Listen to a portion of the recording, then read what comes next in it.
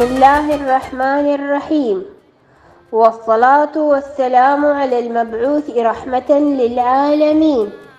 باسمي أنا الدكتورة منال محروس، وباسم أبنائي وبناتي، وباسم صالون الفن الثقافي الإعلامي الدولي، أرفع أسمى آيات التهاني لمقام سيدي ومولاي خادم الحرمين الشريفين الملك سلمان بن عبد العزيز آل سعود، وولي عهده الأمين صاحب السمو الملكي الأمير محمد بن سلمان بن عبد العزيز آل سعود، والشعب السعودي النبيل، بيوم التأسيس الموافق 22 فبراير، يوم الأمجاد والبطولات وعراقة الدولة السعودية.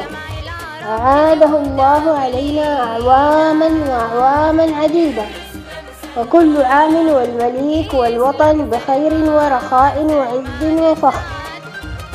مع تحيات الأديبة السعودية الدكتورة منال محروس.